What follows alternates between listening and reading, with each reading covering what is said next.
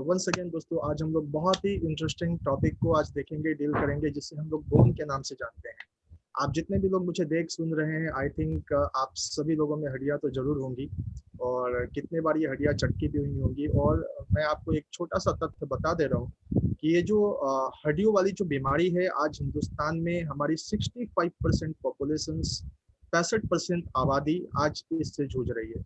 और खास तौर से बच्चों में भी ये समस्या आज कई सारे जगहों पे हमें देखने के लिए मिलती है। तो आज हम दो तीन चीजें इसमें देखेंगे। एक तो कि बोन क्या होता है, बोन कितने प्रकार का होता है, बहुत छोटे छोटे वे में हम लोग इसको देखेंगे, बहुत स्लाइटली तरीके से हम लोग आगे प्रोसीड करेंगे। ज्वाइंट क्या होता है, बोन क्या होता है, बोन से होने वाली क्या क्या बीमारियां होती है, इसको कैसे ठीक किया जा सकता है। और रियली मैं आपको बता दूं, जितने भी सारे लोग अभी व्यूअर्स हैं, आई थिंक आप सबके घरों में कहीं ना कहीं, आपके अपने घर में या आपके हो सकता है रिलेशनशिप में, बहुत सारे लोग, आज बहुत सारे बुजुर्ग इस समस्या से ग्रसित हैं। और अब तो दोस्तों ये बुजुर्गों की बीमारी नहीं रही, आज काफी यंग स्टेज के लोग बोन के एक से एक नए डिजीज से ग्रसित होते चले जा रहे हैं। तो सबसे पहले दोस्तों हम लोग देखते हैं कि ये जो बोन है ये होता क्या है। तो राइट नाउ हम आपके सामने देख रहे हैं, ये एक बहुत सारे लोगों को भूत देख के फिल्मों में डराया जाता है। जब भी भूत वगैरह के बारे में हम लोग देखते हैं तो इसी तरीके का एक कंकाल हमारे सामने आ जाता है। बट ये आपके शरीर का पूरा बोन है। और बोन अगर हम लोग कहें कि क्या होता है, तो बोन जो कैल्शियम और फास्फोरस से मिलकर बना हुआ जो चीज होता है वो बोन होता है। तो एक होती है दोस्तों बोन, और एक होता है कार्टिलेज। कार्टिलेज जैसे आप लोग चिकन अगर खाते हैं तो चिकन के ऊपर में एक छोटा सा मतलब कैप टाइप होता है, जिसको आप चबा भी जाते हैं पॉइंट पे। तो एक होती है अस्थि, दूसरी होती है उपास्थि, है ना। जैसे में आप कह सकते हैं कि प्रेसिडेंट और वाइस प्रेसिडेंट, तो ठीक उसी प्रकार से बोन और कार्टिलेज को हम यहाँ पे दर्शा सकते हैं।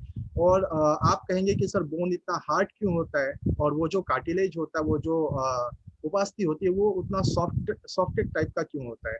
तो इसके पीछे रीजन होता है दोस्तों कि कैल्शियम कार्बोनेट होने के कारण बोन जो होता है वो काफी हार्ड हो जाता है। और कैल्शियम और फास्फेट से, चूंकि बोन भी बना है और कैल्शियम और फास्फेट से हमारा कार्टिलेज भी बना है, बट कैल्शियम कार्बोनेट की जो मौजूदगी होती है वो हमारे बोन को काफी हार्ड बनाती है।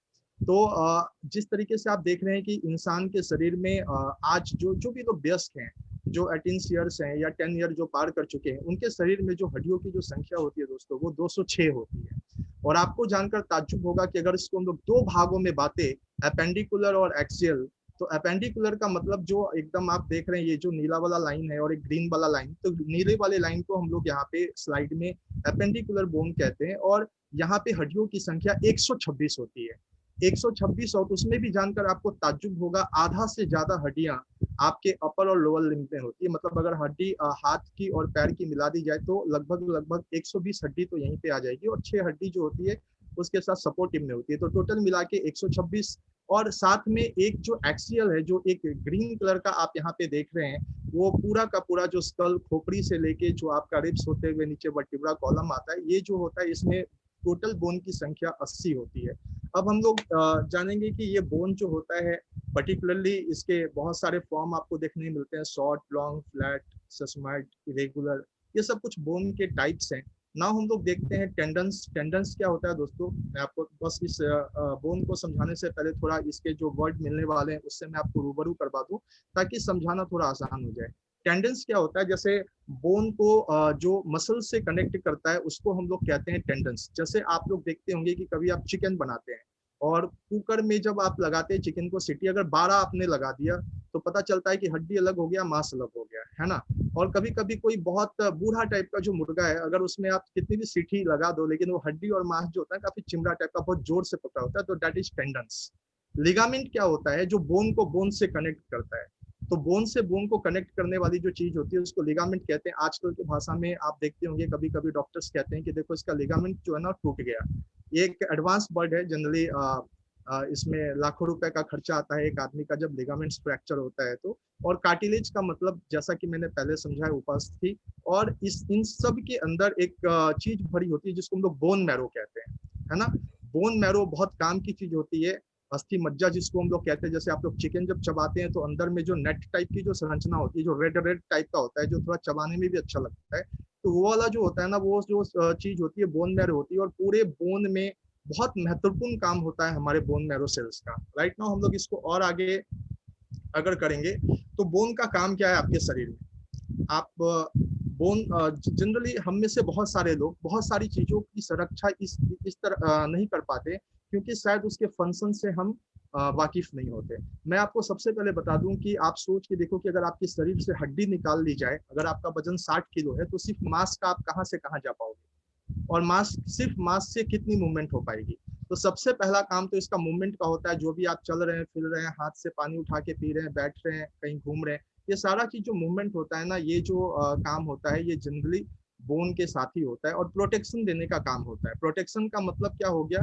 प्रोटेक्शन का मतलब हो गया, जैसे आप सोच के देखो कि आपके शरीर के अंदर कितनी सारी ऐसी सॉफ्ट टिश्यूज है, सॉफ्ट ऑर्गेन है, कि अगर उसको ओपन में आपके दिल को रख दे, तो एक छोटे से झटके को अगर दिल, जैसे आप लोग छाती पे कभी कभी जोर से मार लेते हैं हाथ से, अगर उसी स्पीड में अगर आपका वो बोन आपके पास रिप्स रिप्स का बोन ना रहे, उसी स्पीड में अगर आपने अपने दिल को लगा लिया, मतलब जहाँ पे आपका लंग्स है, उसको अगर आपने जोर से हिट कर दिया, तो पता चला कि आप गए इस दुनिया से।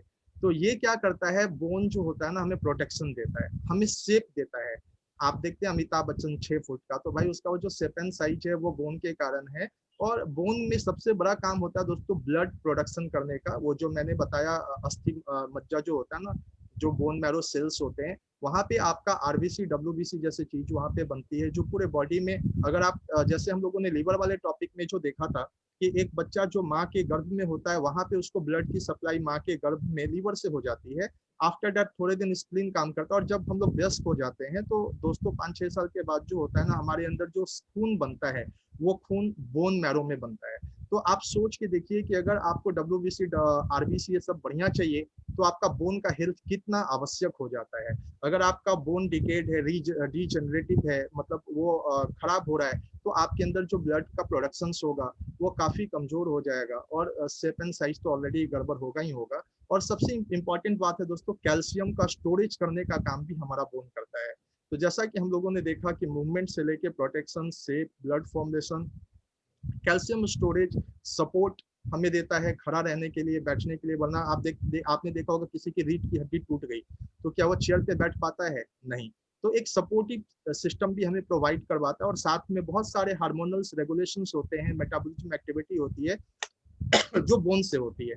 राइट नाउ मैंने आपको बहुत छोटे से वे में आपको बोन का फंक्शन बताया। अब हम लोग आगे देखेंगे, जैसे कि हम लोग पहले ही बात कर चुके हैं कि हड्डियां जो होती है कैल्शियम और फॉस्फेट से बनी होती है। अगर आप देखेंगे कि बोन और कार्टिलेज, कार्टिलेज में जनरली कॉन्ड्रीन नाम का एक प्रोटीन कार्बोहाइड्रेट होता है जो उपस्थित होता है, जबकि हड्डियों में ओसिन नाम का कोलेजन प्रोटीन होता है। कोलेजन प्रोटीन से हमारा बोन बना होता है। और सबसे बड़ी बात मैं बता दूं, बोन के जो सेल्स होते हैं उसको ऑस्टियो सेल्स कहते हैं। और ऑस्टियो सेल्स भी दोस्तों 3 तरह के होते हैं। एक होता है ऑस्टियोक्लास्ट, एक होता है ऑस्टियोब्लास्ट, और एक होता है ऑस्टियोसाइट।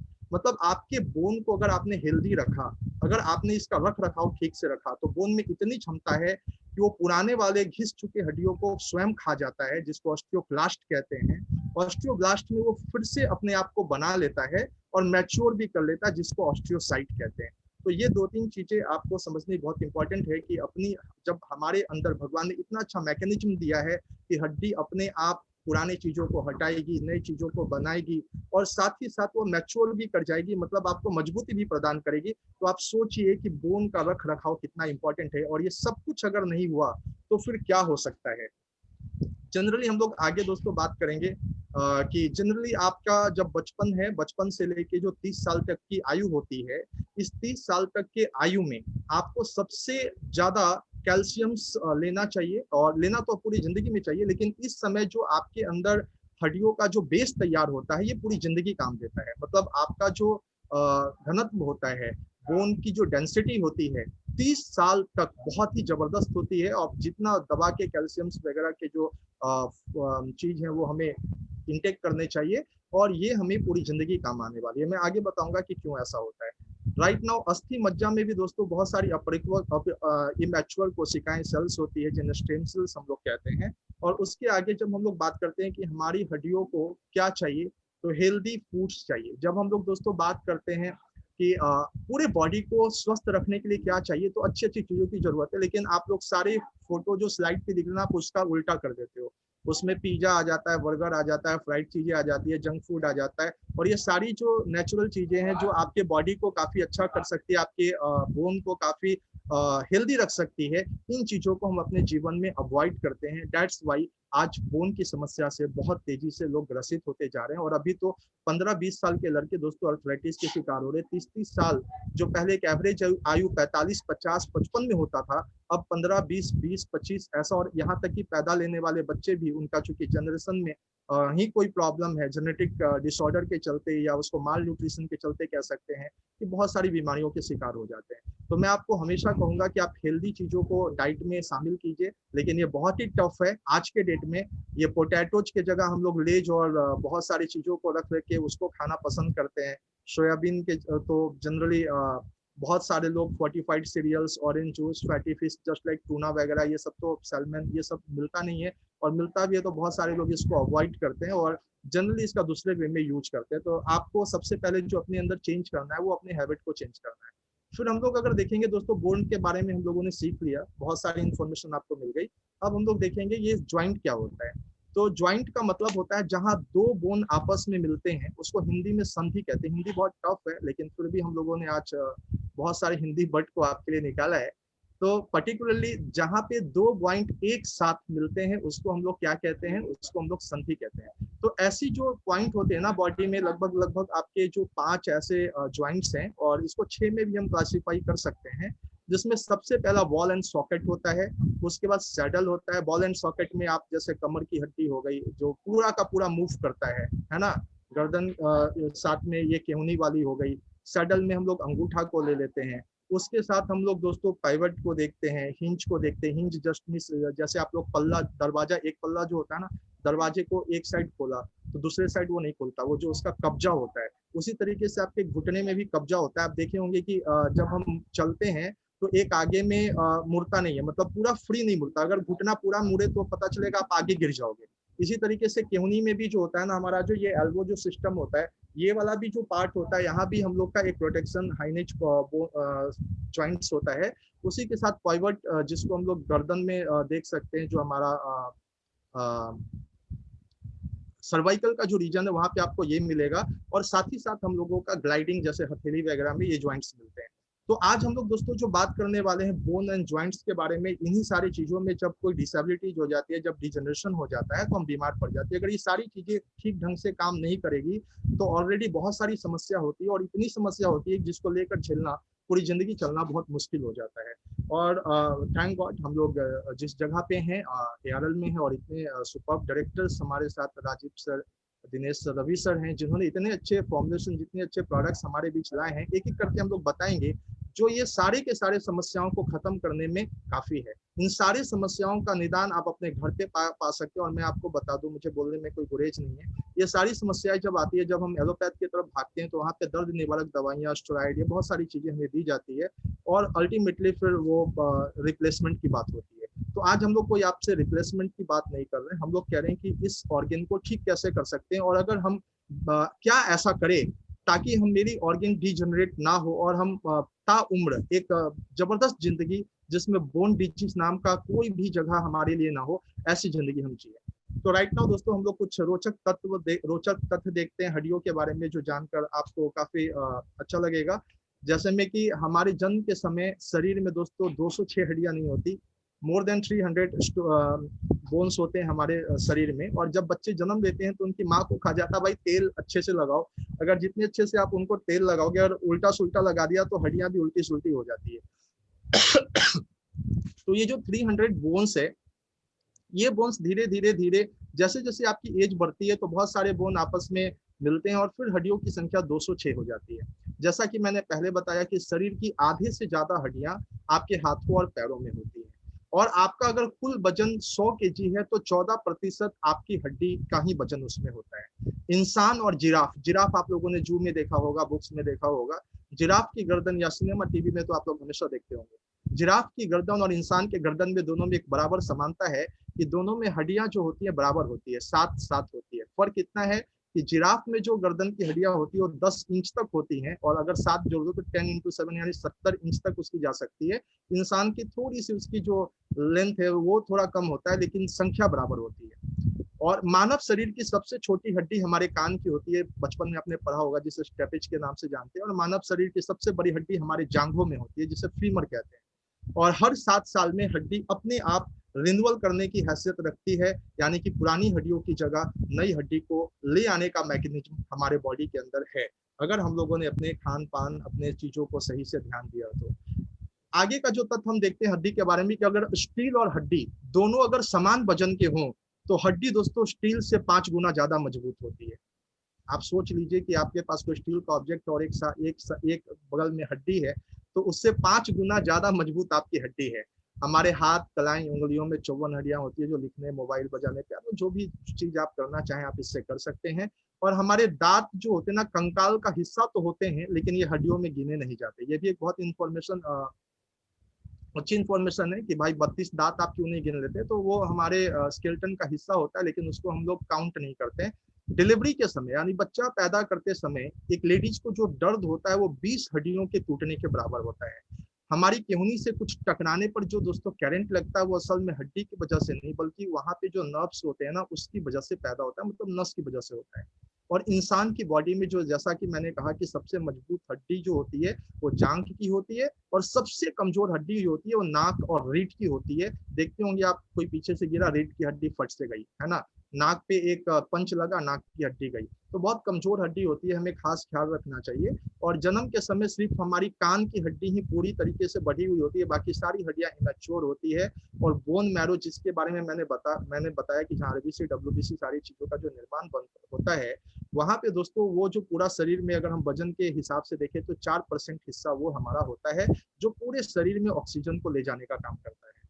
राइट नाउ जो आपका मुंह है उसमें 14 हड्डियां होती है, जो फेस होता है ना हमारा जो चेहरा होता है ना, जिसको चांद से प्यारा चेहरा ऐसा बहुत सारे गाने बने, इसमें 14 हड्डियां होती हैं। और टूटी हुई हड्डी को ठीक करने में आपने देखा होगा कहीं हड्डी उड्डी फ्रैक्चर हो गई, कोई आदमी अपना प्लास्टर वगैरह करवाता है तो लगभग डॉक्टर 12 हफ्ते का समय कहते हैं 12 हफ्ते आप रेस्ट कर लो, 1.5 महीने तो जनरली रेस्ट होता ही होता है, 12 हफ्ते को में ऑलरेडी वो जो टूटी हुई हड्डी होती है वो ठीक हो जाता है, मतलब वो फिर से अपना काम शुरू कर देता है। और टूटी हुई हड्डियों में क्या करते हैं डॉक्टर, वहाँ पे प्लास्टर वगैरह चढ़ा देते हैं, थोड़ी आप कैल्शियम और दर्द निवारक कुछ दवाइयाँ खाते हैं। और चूंकि हड्डी जैसा मैंने पहले आपको बताया उसमें सिस्टम है मैकेनिज्म है, ऑस्टियोक्लास्ट ऑस्टियोब्लास्ट हो रहा है और ऑस्टियोसाइट का निर्माण हो जाएगा, तो इसमें कोई टेंशन लेने की चीज नहीं होती है। और बॉडी में पाया जाने वाला जो कुल कैल्शियम का 99% हमारे हड्डियों और दांतों में पाया जाता है। आप सोचिए कि आपके बॉडी में जो पूरी कैल्शियम पाई जाती है ना उसका 99% हिस्सा आपके दांत में होता है और आपके हड्डियों में होता है। अगर दांत में कोई प्रॉब्लम शुरू हो गया तो सोचो कि आपका कैल्शियम ऑब्जॉर्प्शन ठीक नहीं है ना, हड्डियों में प्रॉब्लम हो रहा है मतलब कैल्शियम जो हो रहा है कि आपके यूरिन से पास हो रहा है या स्वेटिंग से पास हो रहा है, तो अगर ये कैल्शियम अगर आपके बॉडी से बाहर हो रहा है तो एब्जॉर्प्शन अगर ठीक नहीं है तो हड्डी और दांतों की समस्या स्टार्ट हो जाती है। शरीर की आधे से ज्यादा हड्डियां पैरों और हाथों में होती है। और फिर हम लोग आगे जब बात करें तो पूरे शरीर में केवल एक हड्डी बिना जोड़ के होती है जो गले में पाई जाती है। और 30 साल से ऊपर जब हम हो जाते हैं तो अपने हड्डियों का घनत्व हम होने लगते हैं। और सबसे ज्यादा जो टूटने वाली हड्डी होती है वो हाथ की हड्डी होती है। आप देखते होंगे कि हाथ की हड्डी बहुत ही जल्दी टूटती है, अगर कहीं आप गिरे पड़े तो हाथ की हड्डी में फ्रैक्चर जल्दी होता है। और जबकि सबसे मजबूत हड्डी जो आपका जांघ का होता है ना, अगर उसका हम लोग मजबूती की बात करें तो हर क्यूबिक इंच पे 7800 किलो वजन झेल सकता है, मतलब कि 6 कारों का वजन आपका जांघ की हड्डी झेल सकता है। इतना जबरदस्त उसके अंदर स्टैमिना पावर है, आप सोचिए इतना मजबूत वो हड्डी है।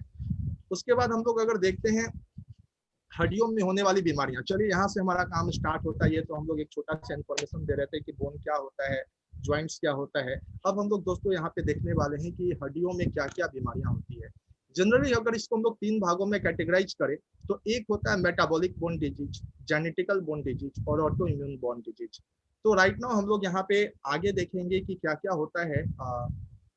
मेटाबॉलिक बोन डिजीज में ऑस्टियोपोरोसिस, रिकेट्स, ऑस्टियोमलेशिया, फ्लोरोसिस, ऐसे बहुत सारे जो चीज हैं वो आएंगे।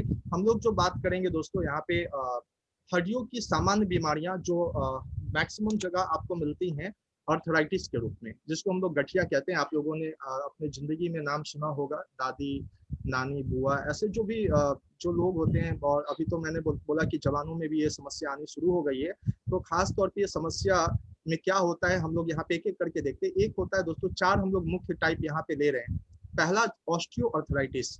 ऑस्टियोआर्थराइटिस में क्या होता है कि जहाँ 2 जॉइंट आपस में सटी हुई होती है वहां पे एक कार्टिलेज होता है, और कार्टिलेज जो होता है ना वो स्पॉन्जी होता है, जो हमारे सॉकर का आपने देखा होगा ना, बाइक में एक सॉकर होता है जो कहीं भी ऑब्जर्व को झेल लेता है, कहीं भी जो हल्का सा ऊंच नीच होता है उसको वो झेल लेता है। आप सोचो कि अगर दो हड्डियां आपस में टकराएं, ऐसे ऐसे अगर अपने हाथ को ना दो पंच अगर आपस में टकराओ और बीच में कोई शॉकर ना हो, तो क्या होगा, जो आपस की जो हड्डियां होंगी उसमें टूट फूट होनी शुरू हो जाएंगी और दिक्कत होनी शुरू हो जाएंगी।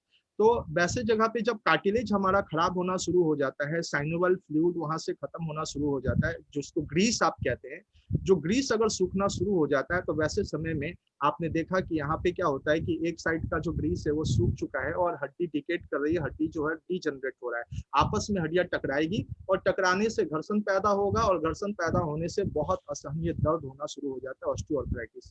आज लगभग लगभग दोस्तों ऑस्टियोआर्थराइटिस के 10 करोड़ केस जो हैं वो पर ईयर हम लोगों को देखने को मिलते हैं हिंदुस्तान के अंदर। 10 करोड़, आप सोच सकते हैं।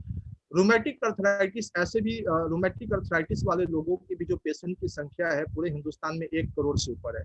और रोमेटिक अर्थराइटिस में क्या होता है, उंगलियां टेढ़ी हो जाती है ना, जहां तहां से बोन जो होते हैं ना वो टेढ़े होने शुरू हो जाते हैं एक सर्टेन एज के बाद। जैसे में आपने देखा कि हर ज्वाइंट के पास कुछ ना कुछ टेढ़ापन होना शुरू हो गया और पूरे शरीर में पूरे जोरों जोर में दर्द हो जाता है, इसको हम लोग रूमेटिक अर्थराइटिस कहते हैं। और गाउट अर्थराइटिस ये अभी बहुत फेमस हो रहा है, बहुत तेजी से बढ़ा, चूंकि लोगों की खान पान की आदत ऐसी बदली है कि प्यूरिन वाली चीजों को ज्यादा खाते हैं, और उसके खाने की वजह से यूरिक एसिड का फॉर्मेशन हो जाता है हमारे बॉडी में। यूरिक एसिड जब किडनी से फिल्टर होके, जब किडनी थोड़ा सा प्रोसेस वहां पे लो हो जाता है, जब प्यूरिन बहुत ज्यादा उसको मिलने लगता है तो रिफ्लैक्स जाता है और जाकर वो हमारे ज्वाइंट के पास जो होता है ना वो जमना शुरू हो जाता है। ज्वाइंट के पास दोस्तों जब वो जमता चला जाता है, जैसा आप इस फिगर में देख रहे हैं गॉट अर्थराइटिस का, यहाँ पे यूरिक एसिड का जब फॉर्मेशन हो जाता है, साइनोवाइल फ्लूइड हट जाता है और फिर ये क्रिस्टल बना देता है, और बहुत ज्यादा इसमें पेन होता है गॉटी अर्थराइटिस में। जैसे लगता है किल कोई चुभा रहा है, ऐसा जो होता है ना पेन होना स्टार्ट हो जाता है। और सोराइटिक अर्थराइटिस जनरली ये केस बहुत ज्यादा लोगों में नहीं देखने को होती, जिनको स्किन सोराइसिस वगैरह होती है, धीरे धीरे धीरे डेवलप कर जाता है सोराइटिक अर्थराइटिस में भी। बट ये अर्थराइटिस के हम लोगों ने कुछ रोग को देखा जहाँ पे किस तरीके से हमारी हड्डियों को नुकसान होता है, और इसके फलस्वरूप हम काफी परेशानी में अपनी जिंदगी बिताते हैं। फिर ये कुछ बहुत इंपॉर्टेंट तत्व है, जब आप डॉक्टर के पास जाते हैं तो ऐसे भारी भरकम शब्द आपको देखने के लिए मिलते होंगे, जिसमें ऑस्टियोपीनिया होता है, ऑस्टियोपोरोसिस होता है, ऑस्टियोफाइट्स होता है। मैं एक एक मिनट के अंदर ही इन सारी चीजों को आपको बता देता हूँ। ऑस्टियोपीनिया में क्या होता है ना दोस्तों, हड्डी अपना घनत्व खोने लगता है। जब आप हड्डियों का ठीक ढंग से रख रखाव नहीं करते तो उसके अंदर की जो चीजें होती है ना, उसका जो डेंसिटी होता है वो जब खो देते हैं। और जनरली हम लोगों को 30 साल के बाद तो बोन डेंसिटी ये सब तो करवाना ही करवाना चाहिए, और अगर आप रेगुलर अपना हेल्थ चेकअप करवाते हैं तो विटामिन डी वगैरह ये सब का चेकअप आप हमेशा करवाते रहिए। इससे क्या होगा कि आपकी बोन डेंसिटी वगैरह चेक होने से बोन का हेल्दी होने का इल्म रहेगा, और वरना जिस दिन दर्द होगा उस दिन तो सारा इल्म हो जाता है इंसान को। तो ऑस्टियोपेनिया ये शुरुआत होता है दोस्तों ऑस्टियोपोरोसिस का। ऑस्टियोपोरोसिस का जो मतलब स्टार्टिंग फेज है ऑस्टियोपेनिया है।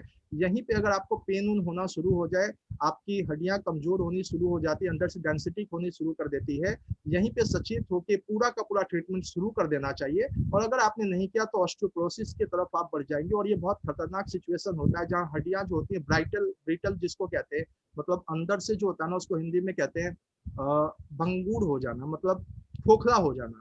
और कभी कभी तो ऐसी भी देखा गया कि किसी ने छींक दिया तो उसकी हड्डी चटक गई, उसकी हड्डी टूट गई। ऑस्टियोफाइट्स क्या होता है, जैसे आप डॉक्टर के पास जाते हैं तो एक वर्ड मिलता है आपकी हड्डी बढ़ गई है। तो जब दो हड्डियों के बीच में जहाँ ज्वाइंट्स हो रहा है वहां पे कुछ स्पाइकनुमा चीज जो निकल जाती है, थोड़ा चोचनुमा चीज जो निकल जाती है ना, उसको ऑस्टियोफाइट्स हम लोग कहते हैं। और जनरली दोस्तों ये अगर हो तो बॉडी में कोई ज्यादा प्रॉब्लम नहीं है, लेकिन अगर आपका स्पाइन वगैरह में ये हो जाए और कोई नस अगर इससे पिंच होने लगे तब तो समझिए कि नानी याद आ जाती है। और ऑस्टियोमिलेसिया रिकेट्स का ही एक रूप है, जब बचपन में एक बच्चा जन्म लेता है, उसमें विटामिन डी की जब डेफिशिएंसी हो जाती है तो हड्डियां एबनॉर्मल तरीके से कहीं मुड़ जाती है। इसको हम लोग ऑस्टियोमिलेसिया कहते हैं या रिकेट्स कहते हैं। ऑस्टियोकॉन्ड्राइट्स जनरली जो कार्टिलेज होता है अपने आप जब डिजनरेट होना शुरू हो जाता है हमारा, तो इसको हम लोग ऑस्टियोकॉन्ड्राइटिस कहते हैं। और osteosarcoma this is a cancerous stage, जहाँ पे हड्डियों में बोन कैंसर को आप लोगों ने सुना होगा, बोन कैंसर को दोस्तों ऑस्टियो शार्कोमा कहते हैं। जो लोग यहाँ पे ट्रेनिंग के व्यू से बैठे हैं, ये वर्ड याद करना बहुत ही आसान है। अगर ऑस्टियो ऑस्टियो का मतलब हड्डी, और बाकी सारे पेनिया, सोरासिस, फाइट्स, मलेशिया, ये सारी चीजें भी आपको याद हो जाएगी, जो कहीं भी आपको डायग्नोज करते समय या किसी का जब आप प्रिस्क्रिप्शन वगैरह देखते हैं तो उस समय आपको समझ में आ जाएगा कि भाई इसके साथ क्या करना है। तो ऑस्टियोमलाइटिस क्या होता है, ये भी जस्ट लाइक एक इन्फेक्शन के चलते होता है। जहाँ पे टिस लग जाए वहां पे समझिए कि कुछ ना कुछ इन्फ्लामेशन है। इन्फ्लामेशन का मतलब सूजन है। सूजन क्यों होता है? कोई बैक्टीरियल इन्फेक्शन हो गया, माइक्रोबियल इन्फेक्शन हो गया, या कहीं पे एक्सीडेंट हुआ जिसके बाद वो व्यक्ति का गैंग्रीन टाइप का हो गया और वहाँ इन्फेक्शन क्रिएट हो गया। तो जहाँ पे भी इन्फेक्शन होगा वहाँ पे सूजन होगा और हड्डियों में डिजनरेशन स्टार्ट हो जाएगा। तो इस प्रकार से 7-8 बीमारियां हैं जिसके नाम मैंने आपको बताए। और फिर अब हम लोग अगर बात करें तो जहां भी है दोस्तों तालियां बजाइए। इन सारी बीमारियों के लिए हमारे पास जबरदस्त सप्लीमेंट एआरएल आपके सामने लेके आइए, जिसको बोन और ज्वाइंट केयर के नाम से हम लोग कहते हैं। ये हमारे मैजिकल सप्लीमेंट्स है, जहाँ पे हम अश्वगंधा को देखते हैं, कैल्शियम को देखते हैं, D3 के साथ आता है। इसके बारे में मैं भी आपको थोड़ा थोड़ा बताऊंगा। साथ में लीवर को बहुत केयर करने की जरूरत होती है, ये क्यों जरूरी होता है ये भी हम आगे बताएंगे। और साथ में ऑस्ट्रोक्योर है, जो अर्थराइटिस वाले में तो रामबाण की तरह काम करता है। कर्क्यूमिन फ्लैक्स है। ये सबका दोस्तों अपना अलग अलग इफेक्ट्स है, और हम लोग ऑन डिजीज बेसिस ये सारी चीजों को एक साथ ना देकर धीरे धीरे जैसी जिसकी डिजीज है उसके हिसाब से कॉम्बिनेशंस बना के देते हैं। ये सारी चीजें आपके यूज होंगे आपके मेडिकेशंस में। तो आप स्क्रीनशॉट वगैरह लेना चाहें तो इसका आप ले सकते हैं। राइट नाउ हम लोग आगे थोड़ा सा इसको अगर बढ़ाएं इस स्लाइड को, तो हम लोग देखेंगे दोस्तों role of calcium and vitamin D in our body. चलिए, ये तो हम लोगों ने हड्डी को समझा, हमने अपने स्केलेटल सिस्टम को समझा, ज्वाइंट को समझा, लेकिन ये सारा हेल्दी हो कैसे, इसके लिए दोस्तों कैल्शियम का रहना बहुत ज्यादा जरूरी है। और विटामिन डी जो होता है ना, सबसे वाइटल रोल प्ले करता है। अगर आप खूब कैल्शियम खा रहे हो, है ना, जबरदस्त ले रहे हो, दूध पी रहे हो, जो भी चीजें आप कैल्शियम की सारी चीजें खा रहे हो, लेकिन दोस्त अगर वो इंटेस्टाइन में अवशोषित ही ना हो, मतलब उसका एब्जॉर्प्शन ही ना हो, तो सोचो वो कैल्शियम खाया हुआ क्या हो जाएगा, स्टूल के जरिए बाहर चला जाएगा, आपके बॉडी से बाहर हो जाएगा। तो कई दफा हम लोग खाना तो खूब खाते हैं, लेकिन अगर वो जो हमारे विटामिन है या जो हमारा मिनरल्स है, अगर वो एब्जॉर्ब बॉडी नहीं कर पाता है तो सब खाया पिया बेकार हो जाता है। और ऐसा क्यों होता है? क्योंकि कैल्शियम को एब्जॉर्ब करने के लिए जो चीज चाहिए वो विटामिन D3 चाहिए। विटामिन D3 कहाँ पे होता है दोस्तों? तो जो विटामिन डी के बारे में हम लोगों ने लीवर वाले सेगमेंट में देखा था कि विटामिन डी कहाँ पे होता है, तो आप सभी को याद होगा, जो फैट सोल्यूबल विटामिन होती है ए, डी, ई और के। ए, डी, ई और के हमारा लीवर में स्टोर होता है, लीवर में वहां पे मौजूद होता है, और लीवर में स्टोर होता है, लीवर में मौजूद होता है। तो अगर किसी का लीवर ही खराब है, वो खूब ड्रिंक कर रहा है, अल्कोहल ले रहा है, बहुत सारी ऐसी आदतें हैं, वो जंक फूड वगैरह सब कुछ ले रहा है, तो आप सोचिए कि उसका विटामिन लीवर खराब है तो विटामिन डी का जो स्टोरेज पे क्या प्रभाव पड़ा होगा। और जब विटामिन डी पूरे मात्रा में अगर आपको नहीं मिलेगी, तो आपका कैल्शियम परा का परा ऐसे ही रह जाएगा और कोई भी फर्क नहीं करने वाला। आपके बॉडी में उसका कहीं भी बहुत ज्यादा असर नहीं होने वाला, और बहुत सारी हड्डियां जो होती है डिजनरेट होनी शुरू हो जाती है, और सारे के सारे प्रॉब्लम वहीं से स्टार्ट हो जाता है। तो मैं आपको कहना चाहूंगा अपने लीवर का विशेष ध्यान रखें। और जब भी आपके पास कोई भी पेशेंट आता है जो आपका अर्थराइटिस से संबंधित हो, तो लीवर केयर तो जरूर ही जरूर दे, क्योंकि विटामिन D3 जहाँ पे स्टोर होगा उसका स्टोरेज हाउस भी सही रखना जरूरी है। तो लीवो प्लस दीजिए, आप चाहें तो एलोवेरा भी इस्तेमाल कर सकते हैं। वो सारी चीजें आपको पहले से पता है, उसमें हम लोग नहीं आगे बात करेंगे। बस हम लोग आज देखते हैं कैल्शियम के बारे में कि कैल्शियम का क्या होता है। तो अभी लीवर हम लोगों ने समझा कि लीवर क्यों जरूरी है हड्डी को ठीक करने के लिए, क्योंकि विटामिन D3 का वहां पे स्टोरेज होता है। और बच्चों के सर्वांगीण विकास के लिए बचपन से लेके 30 साल तक तो कैल्शियम बहुत जरूरी है। आपके घर में अगर बच्चे खूब दूध पिलाइए, दही खिलाइए, छाछ पिलाइए, ये सारे बहुत अच्छे दोस्तों सोर्स है विटामिन डी के। लेकिन आप और हमारे कितने सारे बच्चे हैं जो बहुत आज के डेट में वो श्रवण कुमार की तरह, आप सभी लोग जानते हैं, सभी लोगों को पिज्जा और ये सारी चीजें पसंद है, तो दूध वगैरह तो कहते हैं ऐड भी आ गया था, भाई अकबर से नहीं हुआ तो मेरे से कैसे होगा। तो बहुत लोग तो दूध देख के नाक सिकोड़ना शुरू कर देते हैं, और दूध की जो क्वालिटी है वो भी अब गिर गई है। मतलब जो गाय से दूध आ रहा है ना, उसमें भी बहुत सारी इंजेक्शन डाली गई है। एक तो उसकी क्वालिटी गिर गई, इंजेक्ट वाला दूध पी रहे हैं, उसमें भी जो कैल्शियम का चांस है वो भी अगर बच्चा ना पिए तो सोचो उसका क्या होगा।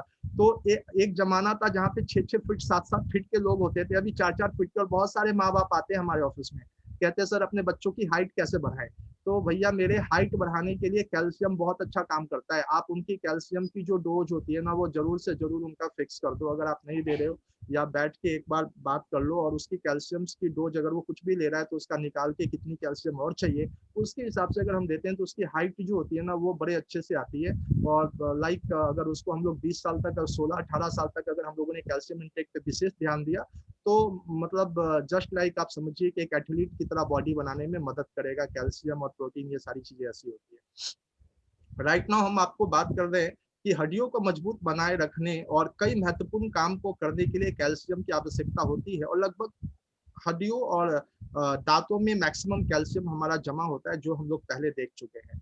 गर्भावस्था में जब स्तन, गर्भावस्था से लेके मतलब जो प्रेग्नेंट वुमेन है वहां से लेके जो स्तनपान करवा रही है, लैक्टेटिंग मदर है, मतलब बच्चा हो गया भाई, दूध पिलाना है, और अगर उनके अंदर इस चीज की कमी हो जाए, कैल्शियम की कमी हो जाए, सोचो दूध में क्या पाया जाता है, कैल्शियम, तो बच्चा क्या पी रहा है, कैल्शियम पी रहा है, मतलब माँ के दूध से।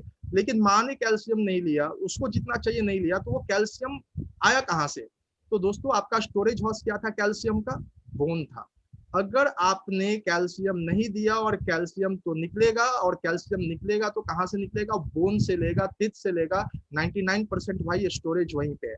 और इसी चक्कर में आज के डेट में बहुत सारी महिलाएं को कमर दर्द से लेके घुटने का दर्द बहुत अर्ली स्टेज में, 25 साल, 20 साल, 30 साल से, तो जनरली मतलब 70, मोर देन 70% महिलाएं हैं जिनको 30 साल के बाद ये समस्याएं आती हैं। घर में पोछा लगाती हैं तो बैठ गई तो उठेंगी नहीं, रोटी बनाने के लिए बैठी तो उठना दिक्कत है। और ये सिर्फ महिलाओं की बात ही नहीं है, मैं तो कह रहा हूँ कि जो जेंट्स लोग हैं, जेंट्स में भी बहुत ज्यादा कैल्शियम लॉस होता है। चाहे आप यूरिन के जरिए कैल्शियम को बाहर निकाल दे, चाहे स्वेटिंग के जरिए निकल जाए, तो कैल्शियम दोस्तों एक एडिक्वेट वे में लेना बहुत ज्यादा जरूरी है। और इसके बिना आप जो है ना बहुत अच्छा लाइफ नहीं जी सकते। आप सोचिए कि हड्डियों में दर्द हो तो आपके दिमाग में कितनी शांति होगी। तो मांसपेशियों को चलने के लिए, तंत्रिकाओं को मस्तिष्क और शरीर के प्रत्येक भाग के बीच संदेश ले जाने के लिए, संदेश का मतलब होता है ना, जो हम लोग कहीं भी मैसेंजर का जो काम होता है उसमें भी कैल्शियम की बहुत आवश्यकता होती है। और ब्लड क्लॉटिंग के लिए भी कैल्शियम चाहिए। अगर कैल्शियम एडिक्वेट वे में नहीं है तो गिरा ब्लड तो गिरता चला जाएगा, क्लॉट ही नहीं करेगा। सोचो क्या होगा अगर ब्लड बहुत शरीर से निकल जाए, आदमी वहीं मर जाएगा। तो क्लॉटिंग में भी ये बहुत काम करता है। दिल के धड़कन को भी सामान बनाए रखने में कैल्शियम की भूमिका होती है। और राइट नाउ हम लोग दोस्त देख रहे हैं कि सिर्फ कैल्शियम अकेले काम नहीं करता, इसका कैल्शियम का काम और तेजी से इसको एब्जॉर्ब करने के लिए चाहिए विटामिन डी। और नाउ एआरएल के पास ये दोनों चीजें एक कॉम्बिनेशन में। आपको कैल्शियम जिस एज में आप हैं, लगभग लगभग अगर हम 500 mg का कैल्शियम लेते हैं तो इसका एब्जॉर्प्शन बॉडी में ठीक ढंग से हो पाता है।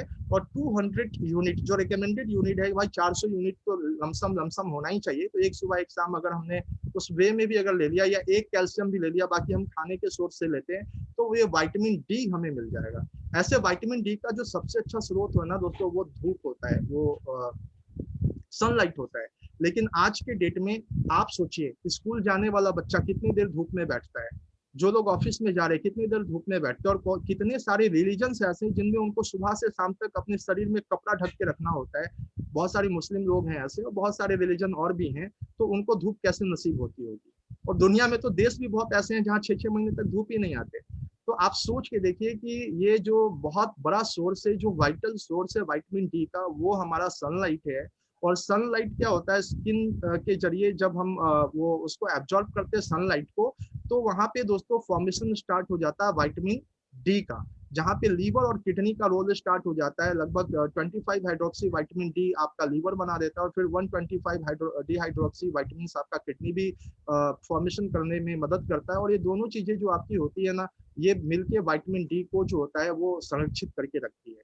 तो विटामिन डी के लिए सनलाइट बहुत इंपॉर्टेंट है, लेकिन बहुत सारे लोग सनलाइट ले नहीं पाते, इसलिए उनको बहुत अच्छे वे में हमारे पास जो है वो कोलीकैल्सिफेरॉल जो यौगिक है, वो बहुत ही जबरदस्त तरीके का विटामिन डी3 है, जहाँ पे हम लोग अवेलेबल करवाते हैं। और 200 यूनिट में हमारे पास दोस्तों कैल्शियम है। अभी तो आप लोग ये भी देख रहे होंगे कि अभी कोविड के समय में विटामिन डी3 की जो सप्लीमेंट है, ये लेने के लिए काफी सारे डॉक्टर्स कहते हैं, क्योंकि ये हमारे शरीर का इम्यून सिस्टम को भी बहुत तेजी से इन्हांस करने का काम करता है, और उच्च रक्तचाप वगैरह का, इंसुलिन वगैरह के स्तर को तो ऑलरेडी ये ठीक करता है, मतलब मेंटेन रखने का काम करता है। तो विटामिन D3 बहुत ज्यादा इंपॉर्टेंट है, जिसके बारे में बताया। हमारे पास ये दोनों चीजें हैं। तो अगर आप लोग अपने बोन को डिजेनरेशन से बचाना चाहते हैं, आप चाहते हैं कि 30 साल के बाद आप वैसी जिंदगी, वैसा दर्द ना सहें, या 45, 50, 60 के बाद वैसा स्थिति आपके साथ ना हो कि 4 आदमी उठाए और बैठाए, और ब्रश करने के लिए भी मतलब किसी के कंधे का सहारा लेना पड़े, तो दोस्तों आज से आप लेना शुरू कर दीजिए ये वाला जो प्रोडक्ट्स हमारा है, कैल्शियम और साथ में ये जो हमारा विटामिन D है। इसमें चूंकि दोनों एक साथ आपको मिल रहा है, काफी अच्छा कॉम्बिनेशन है। और हर किसी को, स्वस्थ व्यक्ति हो तो भी लो भाई, स्वस्थ व्यक्ति हो तो भी आप देख लो कि आप विटामिन D ले रहे हो, कितना कैल्शियम ले रहे हो, कितना क्या आप सारी चीजों को खा रहे हो, नहीं खा रहे हो, तो हड्डी को विसर्जन करने के लिए तैयार हो जाओ। नहीं तो फिर आपके पास एक चॉइस है यहाँ पे, और चॉइस नहीं, आज हमारी मजबूरी है। ये चॉइस हम नहीं कह सकते, हमारी मजबूरी है कि आजकल के डेट में, आजकल के परिवेश में अपने आप को ही स्वस्थ रखना सबसे बड़ा चैलेंज है ना। तो स्वस्थ रखने के लिए ये दोनों चीजें आपको यहाँ पे आती है। और साथ में हम लोग दोस्तों अगर मोरिंगो का सेवन कर ले तो इसमें भी भरपूर मात्रा में कैल्शियम से बहुत सारी रिसर्च इस पे हो रखे हैं, तो आप मोरिंगो का भी सेवन कर सकते हैं अगर जिसमें बोन डेंसिटी बहुत ज्यादा वीक है तो। अब अगर मान लेते हैं कोई ऑस्टियोआर्थराइटिस वाला पेशेंट आ गया, अब चलो अब बात तो ये कर रहे हैं कि कोई पेशेंट आ गया जिसको ज्वाइंट में पेन है, उस ज्वाइंट पेन के लिए हम लोग क्या कर सकते हैं। तो ज्वाइंट पेन क्यों होगा, या तो यूरिक एसिड का वहां पे डिपोजिशन हो चुका है, यूरिक एसिड जमा हो गया, साइनोवाइल फ्लूइड खत्म हो गया, ठीक है, कार्टिलेज घिस गया, बहुत सारे ऐसे रीजन है, इन्फ्लामेटरी डिजीज, मतलब कोई वहां पे सूजन स्टार्ट हो गया, कोई बैक्टीरियल इन्फेक्शन हो गया। तो किसी भी कारण से अगर आपका कार्टिलेज वगैरह अगर घिस रहा है, वहां पे जो साइनोवाइल फ्लूइड अगर खत्म हो रहा है, तो वंस अगेन हमारे पास एक बहुत ही अच्छा कॉम्बिनेशन यहाँ पे आता है, ग्लूकोसामाइन।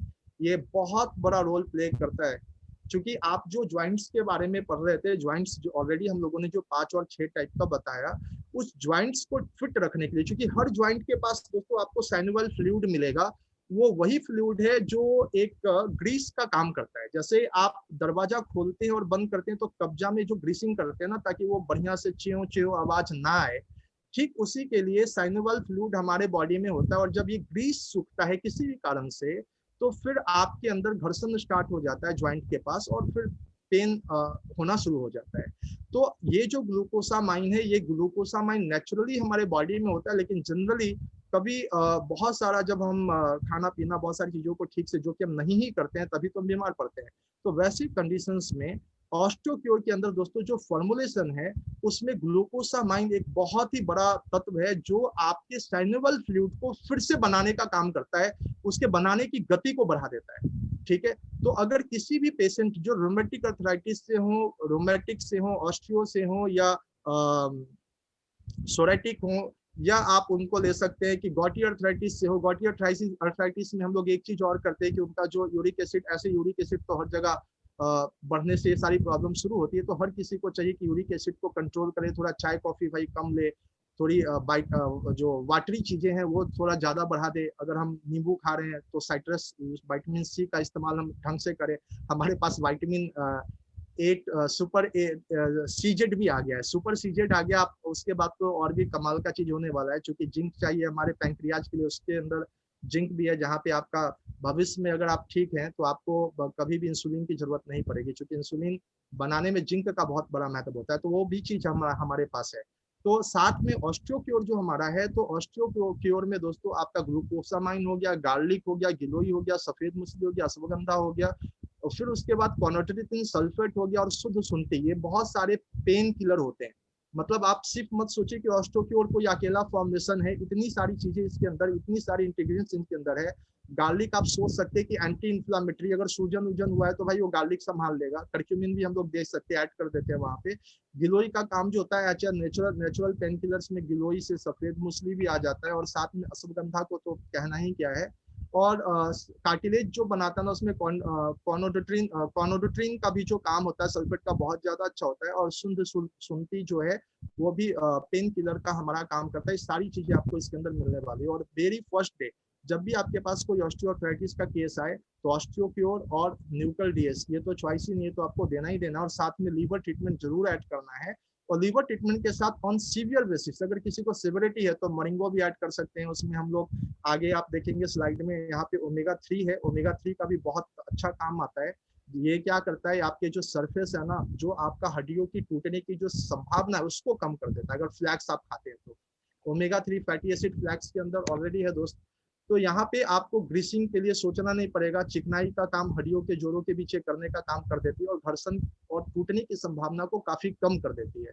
तो on the basis of severity हम लोग डिसाइड करते हैं कि हम लोग को क्या लेना चाहिए, नहीं लेना चाहिए।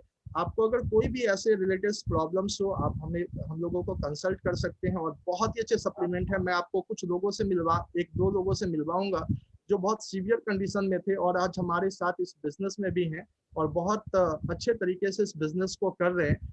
अरविंद जी हैं यहाँ पे, अरविंद जी फ्रॉम पटना। इनके बच्चे का दोस्तों प्रॉब्लम था, एक ऐसी बीमारी जिसका नाम शायद कुछ लोगों ने सुना होगा, जैसे हड्डियों में 100 से ऊपर प्रकार के रोग होते हैं सिर्फ आर्थराइटिस में। तो अगर वो है तो वो आपको, अरविंद जी हैं, यस, वहाँ पे गो टू पे आप हैं, लेकिन आपका वो माइक बंद है। खैर, आप अपना हाथ उठा मैं सकते हैं। अनम्यूट कर देता हूँ। अरविंद, अरविंद कुमार के नाम से है इनका। नहीं, गो टू इनका है ये। क्या है, किस नाम से? गो टू सर फोन का नाम है। Go to. यस, आप अपना हाथ उठाओ, रेज योर हैंड। हाँ ठीक आप अपनी हाथ उठा लो जिधर आपको। गो टू को मैंने परमिशन दे दी है बोलने के लिए, वो अपने आप को अनम्यूट करके प्लीज अनम्यूट कर लीजिए। ओके। हाँ जी प्लीज। फ्रेंड, यस, ये सर अरविंद जी हैं, ये अपने बच्चे को लेकर आए थे और बहुत ही खतरनाक बीमारी थी। जी। और ये अपने जुबान से बताएंगे। अभी हमारे अंदर तो ये बहुत अच्छा बिजनेस भी फॉर्म कर रहे हैं, क्योंकि दोस्तों जो आपको विश्वास मिलेगा ना ये सारे प्रोडक्ट का इस्तेमाल करके, वही आपको इस बिजनेस में अचीवर बनाएगा। बिल्कुल। तो हम अभी इनको सुनेंगे और ध्यान से सुनिएगा इन्हें। अरविंद जी। हाँ सर, ये इस मीटिंग में जितने भी लोग शामिल हैं उन सभी लोग को मेरा नमस्कार। नमस्कार। नमस्कार। नाम अरविंद कुमार पटना से है, और 2010 से हम परेशान थे अपने बेटे को लेकर के। और मेरा बेटा को एक ऐसा बीमारी है जिसका नाम है एंकाइलोजिंग स्पॉन्डिलाइटिस, और उस बच्चा को लेकर हम 2010 से परेशान थे। पटना में जितने भी फेमस डॉक्टर थे, doctor Arun Murari, doctor Dilip captain, और डॉक्टर प्रसून कुमार, ऐसे बहुत सारे जो डॉक्टर हैं, जो बहुत फेमस डॉक्टर हैं, इन लोगों से हम बहुत इनको इलाज करवाए। फिर भी जैसे कि 6 महीना दवाई खाया, उसके बाद लगता था कि ठीक हो गया, फिर 6 महीना फिर हो जाता था। बहुत परेशान रहते थे हम। और अभी 1 साल पहले पटना में कंकड़बाग में एक डॉक्टर से हमारे संपर्क हुआ, तो वहाँ पे जब ले गए अपने बच्चों को, तो वहाँ पे जांच हुआ। जांच से लगभग 10-12 हजार रुपए की जांच भी हुआ, और जांच का जब रिपोर्ट आया तो डॉक्टर बोले कि इस ऐसा बीमारी है जिस बीमारी को कभी ठीक नहीं होगा, इलाज बीमारी है, जिसका नाम है एंकाइलोजिंग स्पॉन्डिलाइटिस। अगर इस हम पूछे कि सर आखिर कुछ तो उपाय होगा, तो डॉक्टर बोले कि इस बच्चा को लेकर के आपको भेलोर जाना पड़ेगा, और भेलोर में एक इंजेक्शन मिलेगा, वो इंजेक्शन इसको हर महीने लगाना पड़ेगा। हमने पूछा कि सर कितना इंजेक्शन लगाना पड़ेगा? वो बोले कि आपको हर महीने एक इंजेक्शन लगवाना पड़ेगा, और कब तक लगाना पड़ेगा? तो लाइफ टाइम लगाना पड़ेगा। जब आप इंजेक्शन लगवाएंगे तो ये ठीक रहेगा, और जब आप नहीं लगवाएंगे तो फिर वैसा ही हो जाएगा। तो हम पूछे सर उस इंजेक्शन का कॉस्ट कितना होगा? तो बोले कि 30 से 35 हजार रुपया एक इंजेक्शन का। सर उसमें मेरा दिमाग काम नहीं किया कि आखिर कैसे होगा इतना महंगा इंजेक्शन, और हर महीने में एक बार, और पूरे लाइफ टाइम तक देना था उसको। समझ में नहीं आया। उसके बाद हम अपने बच्चों को लेकर के अपने घर पे आ गए, और फिर हमने उज्ज्वल सर संपर्क किया।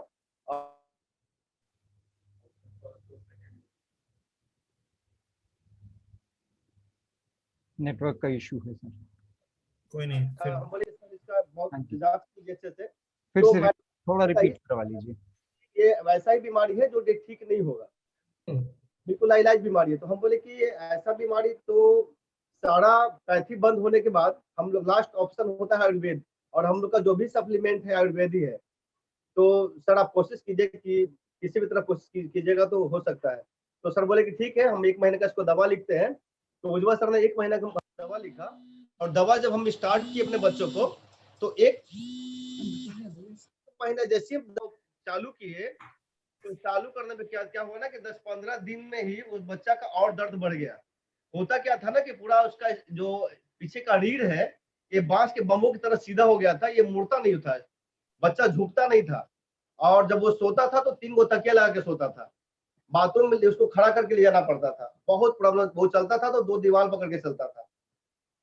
जब वो रोता था ना तो हम लोग का दिल रोता था, इतना हम लोग परेशान थे, कुछ समझ में नहीं आता था। और सर ने 1 महीने का हमको दवा दिया। जब वो दवा खिलाया तो दर्द और बढ़ गया। सर को हम फोन किए कि सर और परेशानी बढ़ गया। तो सर ने 2 दवाई को काट दिया और बोला कि यही चलता रहेगा। जैसे ही वो दवा हमने 2 महीना 3 महीना खिलाना शुरू किया और 3 महीना के जाते, जैसे 3 महीना खत्म हुआ और 3 महीने के बाद जो हम दवा लिए, वैसे ही हमारा जो बच्चा का जो दर्द था वो धीरे धीरे बहुत कम होते चला गया और 6 से 7 महीने में वो बच्चा मेरा ठीक हो गया और वो बच्चा बिल्कुल आज कंप्लीट है। आज वो 20 से 25 किलो वजन लेके छत पे भी चढ़ जाता है, बाइक भी चलाता है, सारा काम खुद से कर रहा है। तो आज बहुत हम खुश, मेरा पूरा परिवार खुश है। और जहाँ पे वो डॉक्टर बोले थे कि ये बच्चा कभी ठीक नहीं होगा, आज थैंक यार्डल वैदिक आयुर का और हमारे जितने भी डायरेक्टर हैं सभी डायरेक्टर सर का कि हम लोग को इतना अच्छा सप्लीमेंट प्रोवाइड किए जिसकी वजह से मेरा बच्चा ठीक हो गया। और यही कारण आज हम पूरे धूम मचा के लोगों को ये सारी बात बता रहे हैं, इस सप्लीमेंट के बारे में लोगों को बता रहे हैं। उसके बाद सर ये डायमंड गए और इनके नीचे 5 डायमंड हो गए। बहुत बढ़िया, बहुत बढ़िया। Thank you Arvind ji, thank you. Thank you Ujjwal ji. Thank you. दोस्तों, उज्जवल जी की प्रेजेंटेशन से काफी सारी जानकारी मिली। आपको ह्यूमन स्केलेटल सिस्टम के बारे में आपने समझा, यानी कि जो हमारा ढांचा है, जो हड्डियां हैं, जो पूरा स्केलेटन है, कितनी हड्डियां होती हैं, कैसे आपस में वो जुड़ी हुई हैं, टेंडन्स क्या होते हैं, लिगामेंट्स क्या होते हैं। आपने सुना होगा स्पोर्ट्समैन को चोट लग जाती है तो 6-6 महीने ठीक नहीं होती, कोई लिगामेंट फट गया या खिंच गया, कोई टेंडन ब्रेक हो गया। तो स्टोरी बहुत सारी है और इसको और डीपर समझने के लिए आपको इस टॉपिक पे बहुत बार और जानकारी लेने की आवश्यकता होगी। लेकिन आज हम सबके नॉलेज के लिए, या एक क्विक अगर इसको हम समराइज कर दें, तो हम जितने भी लोग हैं, हम सभी को अपने स्केलेटल सिस्टम यानी कि अपनी बोन्स और जॉइंट की हेल्थ और देखरेख के लिए एक चीज जो सबसे इंपॉर्टेंट है वो है वो है आपका कैल्शियम। क्योंकि हड्डियां किससे बनी हुई है? वो ज्यादा कैल्शियम से ही बनी हुई है, उज्जवल जी ने जैसा कि बताया। अब एक चीज है कि कैल्शियम हमें मिलता कहाँ से है। हमारे रोजमर्रा के खाने में कैल्शियम हमें मिलता है डेयरी प्रोडक्ट से, यानी कि दूध से, छाछ से, दही से, चीज, पनीर से। लेकिन हमें जितने कैल्शियम की जरूरत है हर रोज, वो हमें अपने खाने से मिलना संभव नहीं है। हम सब लोग रोज 2-3 लीटर दूध नहीं पी सकते, आधा किलो पनीर नहीं खा सकते, और 1 किलो हम लोग दही नहीं खा सकते, और ये संभव भी नहीं है। यानी कि हमारे जो रेगुलर डाइट है उससे कैल्शियम की पूर्ति होना संभव नहीं है। पहला तो ये हुआ। दूसरा, कैल्शियम अगर हमने ले भी लिया तो कैल्शियम हमारे शरीर में एब्जॉर्ब हो जाए, जज्ब हो जाए, उसके लिए हमें विटामिन D3 चाहिए। और विटामिन D3 का सोर्स क्या है? विटामिन D3 का सोर्स है, विटामिन डी का सोर्स है सनलाइट। लेकिन उसमें भी एक दिक्कत यह है कि जो हमें लगता है कि क्योंकि हम धूप में घूम रहे हैं तो हमें विटामिन डी मिल रहा है, ये एक मिथ है, इन द सेंस कि आपको विटामिन डी धूप से तभी मिल सकता है जब आप कपड़े निकाल के छत पर लेट जाएं धूप में। अगर हमने कपड़े पहने हुए हैं, धूप हमारी स्किन पे डायरेक्टली नहीं लग रही है, तो विटामिन डी नाम बराबर मिल रहा है आपको। तो यानी कि ये दोनों ही चीजें ना तो खाने से मिल रही हैं, ना धूप से मिल रही हैं, और हमारे हड्डियों के, हमारे स्केलेटल सिस्टम के रखरखाव के लिए, उनकी मजबूती के लिए ये हमें चाहिए। तो इसका हमें सप्लीमेंट लेना ही होगा। सारी दुनिया ले रही है, इसके अलावा कोई उपाय नहीं है। आज हम 100 लोग इस मीटिंग में शामिल हैं। कम उम्र के लोग भी हैं इसमें और ज्यादा उम्र के लोग भी हैं, लेडीज भी हैं। अगर हम 100 के 100 आज अपना विटामिन डी का टेस्ट करा लें तो अच्छी खासी पॉसिबिलिटी ये है कि 100 में से शायद 95 के को डिफिशियंसी ही निकलेगी। रिपोर्ट में ये नहीं आएगा कि आपको कोई कमी नहीं, कमी निकलेगी। और सेम चीज है कैल्शियम को लेकर भी, स्पेशली लेडीज का। सर ने, उज्जवल जी ने बहुत अच्छे से एक्सप्लेन किया कि लेडीज में कैल्शियम का जो डिप्लीशन है पोस्ट प्रेगनेंसी, वो बहुत ज्यादा होता है। इसीलिए सबसे ज्यादा कमर दर्द, घुटनों का दर्द, उठने में बैठने में जो लेडीज का दर्द है, उसका एक ही रीजन है कि कैल्शियम जो है बॉडी से डिप्लीट हो गया पोस्ट प्रेगनेंसी, उसकी भरपाई नहीं हुई, भोजन से मिल नहीं रहा और सप्लीमेंट हम लोग ले नहीं रहे, राइट। तो सबसे पहले हम लोग इस बात को समझते हैं कि आप भूल जाइए उन लोगों को थोड़ी देर के लिए जिन लोगों को कोई समस्या है, जिन्हें दर्द होता है घुटने में या कमर में, उनको थोड़ी देर के लिए भूल जाते हैं। हम उनकी बात करते हैं जिन्हें कोई समस्या नहीं है। तो सबसे पहले हमें उस बात का ध्यान रखना है कि हम सभी लोगों को, स्पेशली लेडीज को और स्पेशली जितने भी लोग 30-35 साल की ऊपर की उम्र के हैं, उन्हें कैल्शियम सप्लीमेंट की हर हालत में जरूरत है, रेगुलर बेसिस पे जरूरत है। 2-3 महीने का कोर्स कीजिए, 1 महीने आप बीच में ब्रेक ले लीजिए, फिर 2 महीने का कोर्स कीजिए, फिर 1 महीना ब्रेक ले लीजिए, यानी कि कैल्शियम सप्लीमेंट इज मतलब कंपलसरी है, समझ लीजिए। तो ये हमने समराइज किया। इसके अलावा अगर किसी को समस्या है तो उसकी अगर हम बात करें तो उस सिलसिले में आपको उज्जवल जी और अपने लीडर्स से संपर्क करना चाहिए।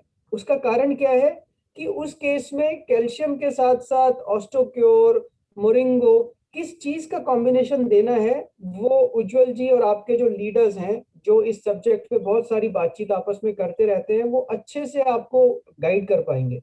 और दोस्तों, अभी आपने इनके बारे में जिन्होंने अपना एक्सपीरियंस शेयर किया अपने बेटे के बारे में, अरविंद कुमार जी, अरविंद जी की बात सुन के हम सबको ये समझ में आया कि हमारे इस बिजनेस में, जो हमारे आयुर्वेदिक सप्लीमेंट्स का बिजनेस है, इसमें नॉलेज यानी कि प्रोडक्ट के बारे में जानकारी बहुत बहुत बहुत जरूरत है।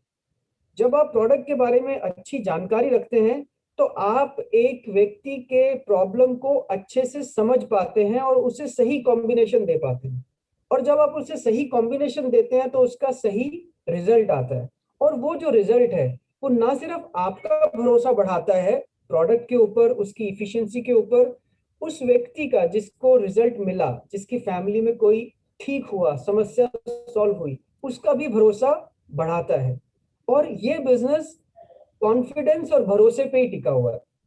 तो आज जो प्रोडक्ट का रिजल्ट आ रहा है, वो रिजल्ट आ रहा है उज्जवल, सविता जी और बहुत सारे जो आपके लीडर्स हैं जिन्होंने प्रोडक्ट को अच्छे से समझा और एक व्यक्ति की परेशानी को समझ के सही प्रोडक्ट रेफर किया, सही कॉम्बिनेशन बना के दिया, जिससे रिजल्ट आया। रिजल्ट आने से भरोसा बढ़ा और भरोसे से बिजनेस बढ़ा। सो आपकी शेयरिंग बहुत अच्छी लगी सुन के और बहुत अच्छा लगा कि आपके बेटे को एकदम से बहुत अच्छा इम्प्रूवमेंट मिल रहा है और वो बिल्कुल हेल्दी है। और हम प्रार्थना करते हैं कि वो बिल्कुल हेल्दी रहे। एंड टू एवरीवन एल्स जो यहाँ पे इस मीटिंग में शामिल है, किसी को भी हड्डियों से, जोड़ों से रिलेटेड कोई भी प्रॉब्लम है आपकी फैमिली में या आस पड़ोस में या रिलेशन में, तो आप उस प्रॉब्लम को अच्छे से अपने लीडर्स के साथ डिस्कस करें और कोशिश करें सही कॉम्बिनेशन के प्रोडक्ट्स आपको मिलें ताकि अच्छा रिजल्ट आए। तो दोस्तों, अब हम लोग कुछ देर के लिए गुप्ता सर के पास चलते हैं। इनके पास बहुत सारी साइंटिफिक नॉलेज है हड्डियों की, जोड़ों की रखरखाव को लेके और कैसे हम बेहतर हेल्थ मेंटेन कर सकते हैं अपने स्केलेटल सिस्टम की। Gupta sir, over to you. नमस्कार। Thank you Ravi ji. नमस्कार नमस्कार सर, सभी दोस्तों को। नमस्कार। सबसे पहले तो बधाई देता हूं मैं अरविंद कुमार जी को, जिन्होंने हमारा मनोबल बढ़ाया है। प्रोडक्ट में हमने पूरी जान लगा दी और उसका जब रिजल्ट निकल के आता है तो उससे बढ़िया कोई बात नहीं होती। जैसे एक माँ के लिए एक बेटे की सक्सेस जो होती है वो उसको बहुत खुश करती है। आज हमारा मनोबल वैसे ही बढ़ा है। धन्यवाद आपको। उज्जवल जी की प्रेजेंटेशन में जरूर सरिता जी का हाथ होगा। बहुत बढ़िया है जी। इतना मतलब एग्जॉस्टिव और इतना मतलब सिंपल है, में ज्यादा भी नहीं दिया, कम भी नहीं दिया। ये बिल्कुल ऑप्टिमाइज्ड है। एक जो मेरे पास प्रेजेंटेशन है वो एक प्रेजेंटेशन का डिफरेंस है, बट इंफॉर्मेशन बहुत अच्छी इसमें लगी है। दोस्तों, ये सब जानकारी हम, रवि जी ने जैसे कहा कि प्रोडक्ट की नॉलेज हमको चाहिए, इन तमाम अपने दाएं बाएं आस पड़ोस में इन लोगों को, जिससे कि हम थोड़ा सा सुधरा रख सकें। और वही हमारा इज्जत बनाता है, वही हमारा समाज सोसाइटी को बनाता है। एक दूसरे के लिए करने का टाइम है, एक दूसरे के लिए करें हम। ये जानकारी आप कुछ इसको इस तरीके से समझिए, गाड़ी हम चला रहे हैं, गाड़ी चलाते चलाते मतलब शहर से हम 5 किलोमीटर 10 किलोमीटर निकल गए, गाड़ी बंद हो गई और अब हमें मैकेनिक की जरूरत है। मैकेनिक को हम फोन करते हैं, हमारा मैकेनिक है शहर में है, वो वही गाड़ी मेंटेन करता है, उसको हम फोन करते हैं, भैया ये हो गया, आज गाड़ी बंद हो गई। तो वो पूछेगा भाई कहाँ हो, 5-7 किलोमीटर दूर है। अच्छा ये बताओ क्या हुआ, कैसे हुआ, क्या खराब है? हमें तो पता नहीं जी, हम तो चला रहे थे, हमें कुछ नहीं समझ आया, बंद हो गई। ठीक है जी, मैं आता हूँ, आप रुकिए। वो यहाँ से अपने गाड़ी स्कूटर उठा के पहुंचेगा, आधे घंटे में पहुंचा, पहुंच करके उसने देखा, ठोक बजाया, कहता है जी ऐसा है, गाड़ी की समस्या तो मुझे समझ आ गई, लेकिन इसके लिए जो चाहिए वो टूल और वो पुर्जा और वो गैजेट्स वो नहीं है, वो मैं लेके आता हूँ, आप यहीं रुकिए। फिर वो गया आधे घंटे में, और फिर वो आधे घंटे मतलब 1-1.25 घंटा लगा के फिर वापस आया और उसने गाड़ी ठीक करके और वो आपको काम पे जाने लायक बना दिया। कुल मिला करके 1.5-2 घंटा लगा। और जाहिर है कि वो एक बार में अगर आता तो शायद वो मतलब 150 में कर देता, अब 2 बार आया है तो जाहिर है 2 बार के पैसे लेगा, हमारा धन भी गया, हमारा टाइम भी गया, जिससे हमें मिलने जाना था वो भी लेट हो गया। ये क्यों हुआ? हमारे पास जानकारी नहीं थी। हम मैकेनिक नहीं बन सकते, हमें मैकेनिक नहीं बनना, हमारा काम मैकेनिक का नहीं, हमारा काम कुछ और भी है, लेकिन हमको इतनी बेसिक जानकारी तो रखनी चाहिए कि टेलीफोन पर उसको बता सके भाई इसने 2 झटके लिए थे, उसके बाद यहां से आया, इसमें एक ऐसा झटका आया और ये इसमें बुक बुक करके रुकी है और मुझे लगता है कि ये हो सकता है। तो कुछ कुछ बेसिक मैकेनिज्म हमें अपनी बॉडी के समझ में आने चाहिए, वो हमें पता रहने चाहिए। वरना क्या होता है, जब हमें कुछ नहीं पता होता अपनी बॉडी के बारे में, तो हम टोटल डॉक्टर के ऊपर निर्भर रहते हैं, और डॉक्टर के ऊपर जब निर्भर रहते हैं तो अरविंद जी जैसा हमारा अनुभव हो जाता है। वो डॉक्टर अपनी बुद्धि लगाता है, जिसने एलोपैथ पढ़ी है वो एलोपैथ से बाहर नहीं सोचता, और हमें पता है एलोपैथिक में सर इलाज नहीं है। वो अगर सर्जरी ना हो ना तो एलोपैथी आज बिल्कुल सबसे बड़ा फ्लॉप है।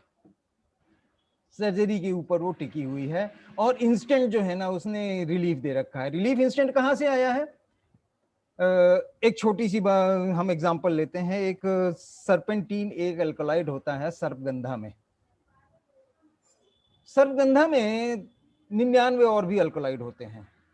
इन 100 चीजों में से देखते देखते एलोपैथी वालों ने निकाल के आइसोलेट कर करके वो सुई की नोक बराबर सरपेंटीन निकाला और उसकी गोली बनाई। ये लो जी 0.01 मिलीग्राम आपको खाना है, जीभ की नोक पे लगाना और आपका ब्लड प्रेशर सही है। होता है, हो जाता है, इट वर्क्स, क्योंकि वही तो काम कर रहा था। उसको आइसोलेट करके उन्होंने बनाया, बड़ी अपनी पीठ थपथपा ली। लेकिन उसको अगर हमने 10-15 दिन खाया, उसको रेगुलर खाया, तो हमारे पास 9-10 साइड इफेक्ट शुरू हो गए। अब उनका क्या करें डॉक्टर साहब से, भाई इतने तो होना ही है, एलोपैथी में साइड इफेक्ट तो होते ही हैं। अब आप दूसरी तरफ देखिए कि जब सर्पगंधा हम पूरा का पूरा कूट पीस करके एक्सट्रैक्ट निकाल के सब कुछ उसमें ले लेते हैं, वो 99 हम बाहर नहीं फेंकते, वो 99 वो साइड इफेक्ट को बराबर करते थे, साइड इफेक्ट को काउंटर करते, साइड इफेक्ट होने नहीं देते थे। इसलिए आयुर्वेद जो है ना, आइडिया ऑफ टोटलिटी आयुर्वेद का है, ये सबसे सुरक्षित माना जाता है। आप ज्यादा भी खा लेंगे तो भी कुछ नहीं होता, वहां पर आप 1 की 2 गोली खा लीजिए, आपको पसीने छूट जाते हैं।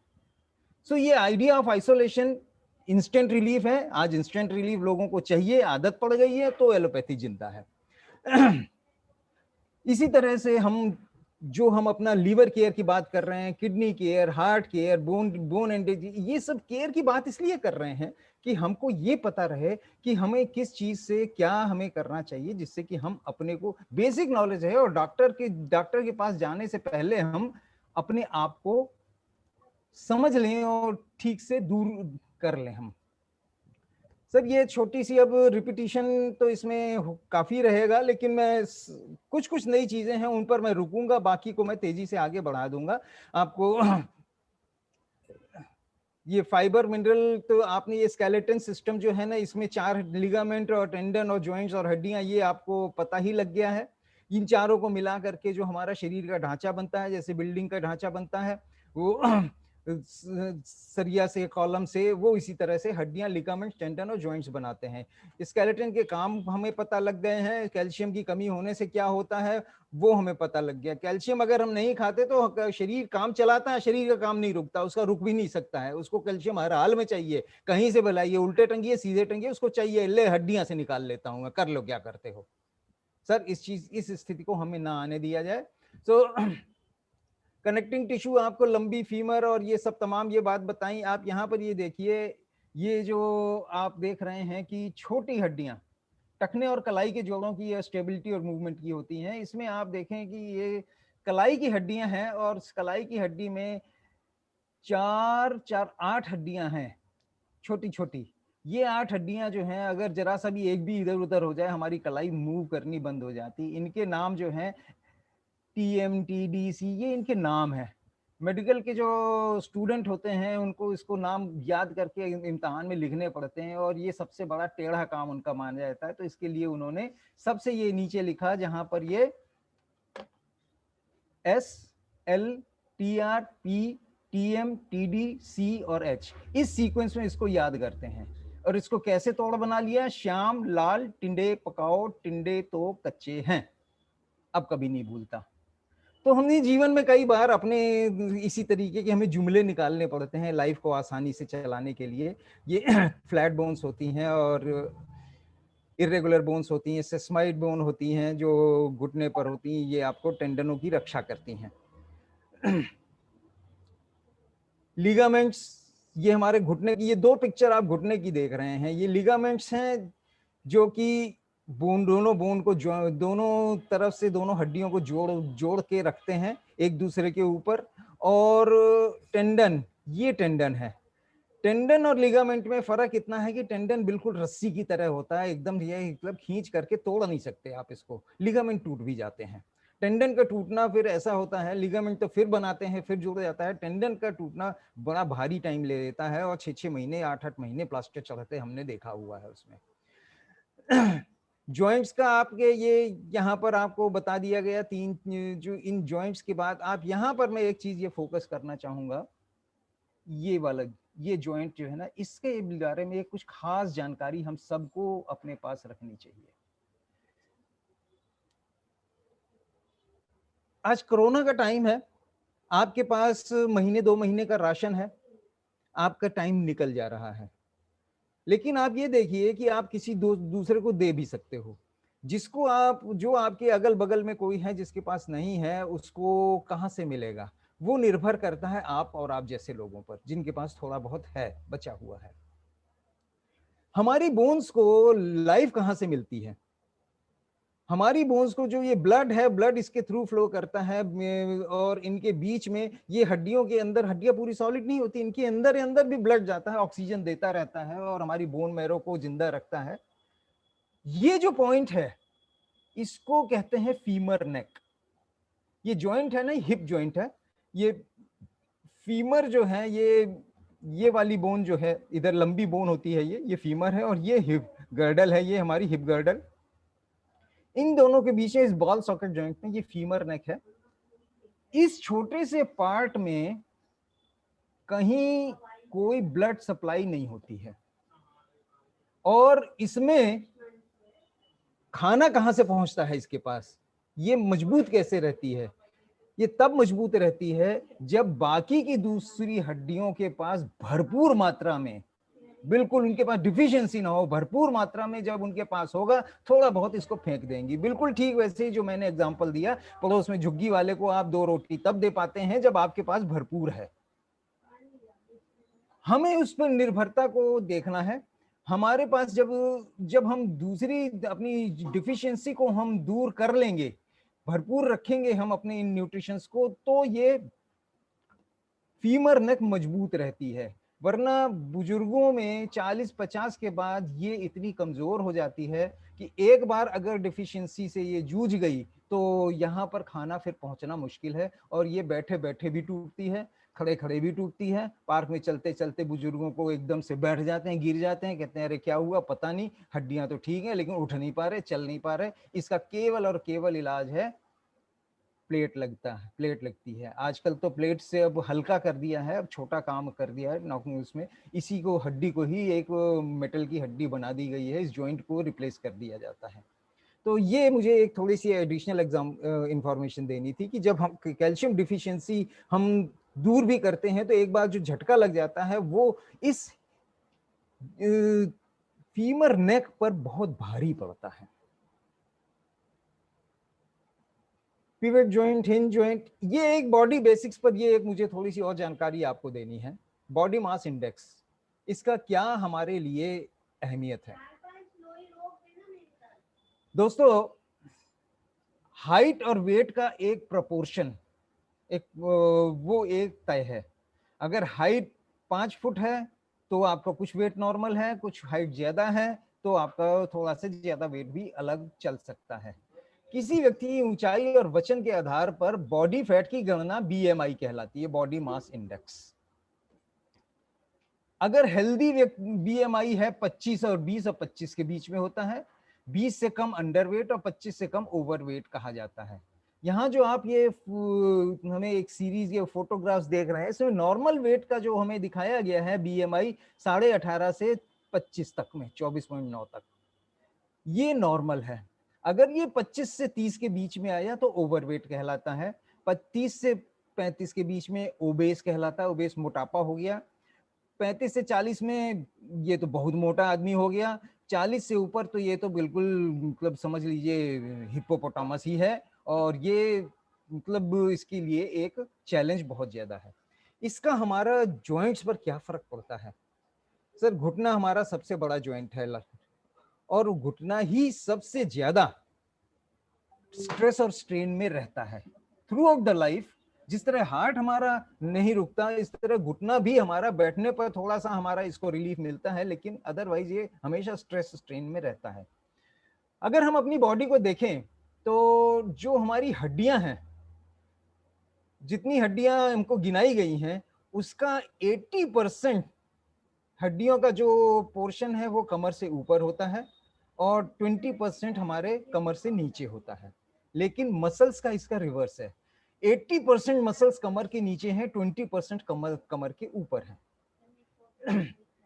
इन मसल्स को और इस प्रोपोर्शन को हम देखते हैं तो हमें जो ये वेट जो है, मसल्स, फैट और ये स्केलेटन सिस्टम, इनका जो है ना एक प्रोपोर्शन है। इसमें अगर हम ये आगे बढ़ देखें तो जो हमारी लिमिट है, जैसे मतलब नॉर्मल वेट के लिए एक 5 फुट के 5.5 फुट के एक व्यक्ति के लिए 60 किलो 61 किलो एक नॉर्मल वेट है। अगर उसका वेट 70-75 किलो हो जाता है तो प्रत्येक किलो ओवरवेट जोड़ पर 4 किलो अतिरिक्त दबाव डालेगा। अर्थात 15 किलो अधिक वजन अगर आपका है, ओवरवेट है, तो 60 किलो के बराबर आपके घुटनों पर दबाव आ रहा है। 30 किलो एक में, 30 किलो एक में additional over and above normal limit. ये हमारे घुटने की लाइफ कम करता है और इसका नतीजा ये होता है कि हो सकता है 10-15 साल में, 20 साल के अंदर दोनों घुटने बदलने पड़ जाएं। 8-10 लाख रुपए का वो खर्चा हमारा मांगता है। उम्र के साथ हमें वजन का भी हमें स्वस्थ रखना है। बोन और जॉइंट केयर में हमें वेट मैनेजमेंट भी हमारा इसके लिए हमें बहुत जरूरी है। ये समस्याएं आपके जो हैं ये कोई नई चीज नहीं है इसमें, सो मैं इसको आगे पास ऑन कर रहा हूँ। Bone and joint osteo care के बारे में आपको बता दिया गया है। गार्लिक इसमें क्यों डाला गया है? ये सर्कुलर सिस्टम की टोनिंग और कोलेस्ट्रॉल प्रोफाइल को बनाए रख करके ये हेल्थी एक प्रोफाइल बनाता है, जिससे कि हमारा ये ब्लड फ्लो बहुत अच्छा रहता है। और लिवो केयर को हमने बीच में रखा है, जिससे कि हमें एक रेगुलर एक हमको उसमें एक हेल्दी प्रोफाइल मिले। ग्लूकोसामीन क्या है ये पता लग गया हमको, भोजन से नहीं मिलता, सप्लीमेंट से ये हमें लेना होता है। नॉन स्टेरॉयडल एंटी इंफ्लेमेटरी है ये दवा के रूप में non inflammatory anti steroidal anti inflammatory glucosamine हमको इसको इस्तेमाल होता है और जोड़ों को पकड़कर कार्टिलेज को बनाता है ये, और साइनोवियल फ्लूइड को बनाता है। इसको दवा की तरह नहीं माना जाता, इसको भोजन की तरह माना किया जाता है और टिश्यूज को ये रिपेयर करता है। दर्द कम करता है, घुटने को लक्षण दूर होने तक अगर हमने इसको इस्तेमाल कर लिया, लक्षण हमारे दूर हो गए, दर्द ठीक हो गया है, हमें लगा कि हम ठीक हो गए, इसका प्रयोग बंद भी कर सकते हैं। बंद करने के बाद 3 महीने तक कम से कम इसकी दर्द की परेशानी होती है वो फिर बन सकती है अगर हमने इसको ज्यादातर हमने उसको बीच में छोड़ दिया। एक बात यहां पर मैं और आपको ऐड करना चाहूंगा कि जॉइंट पेन ऑयल हमारा एक सप्लीमेंट्री थेरेपी में ऑस्टियोकोर के साथ बहुत ज्यादा फायदा कर रहा है। ये इसमें बहुत सारे नेचुरल ऑयल और हर्बल अर्क हैं। ये मांसपेशियों की और जकड़ की दर्द से राहत करता है। उम्र संबंधित, गठिया संबंधित में ऑस्टियोकोर के साथ इसका प्रयोग बहुत अच्छा प्रभाव दिखा रहा है। ये पॉइंट जो है इस पर आप ध्यान दीजिएगा। सोने से पहले शरीर में हाथ, पैर और कमर पर अगर प्रयोग कर लें, मांसपेशी को तो आराम मिलता है और सुबह की वर्कआउट में बहुत आसानी होती है। ये ऐसा मैं इसलिए लिख रहा हूं कि ये मेरे घर में हो रहा है। हमारी श्रीमती जी तो सिर में भी लगा लेती हैं जब सिर दर्द होता है और सिर दर्द उनका ठीक हो जाता है आप 15-20 मिनट में। सो ये एक मल्टीपर्पज एक हमारा पेन रिलीवर ऑयल है। ऑस्टियोकोर के साथ इसको जरूर आप इसको इस्तेमाल करवाएं, बहुत अच्छे रिजल्ट मिलेंगे। न्यूकैल के बारे में मुझे बताने की ऐसी कोई अब चीज बचती नहीं है।